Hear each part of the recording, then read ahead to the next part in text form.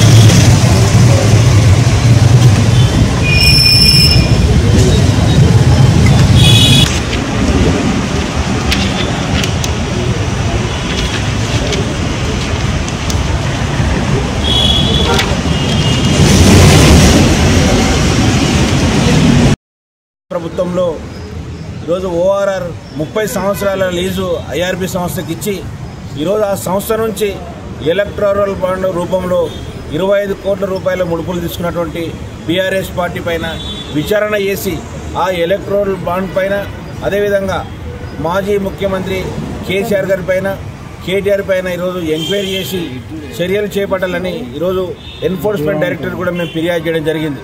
మళ్ళీ గత ప్రభుత్వంలో 30 సంవత్సరాల ఓఆర్ఆర్ రోడ్డు లీజును కేవలం ఈరోజు 7,000 కోట్లకే ఇవ్వడంలో ఈరోజు ఆంతర్యం ఏమిటో ఈరోజు బీఆర్ఎస్ పార్టీ చెప్పాలి.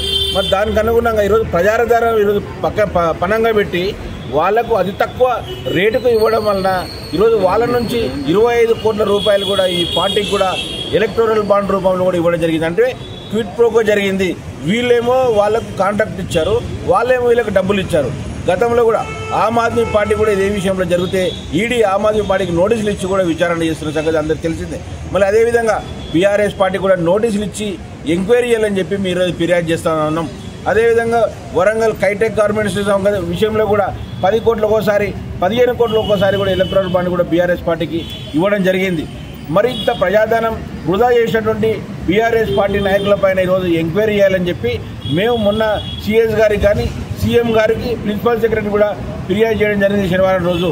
మరి గతంలో ప్రతిపక్ష నాయకుడు రేవంత్ రెడ్డి గారు దీని మీద కోర్టు కేసిండ్రు. ఆయన మీద కూడా ఈరోజు హెచ్ఎండిఏ పర్మిషన్ వేసి కూడా ఇబ్బంది పెట్టిన సంగతి తెలిసిందే.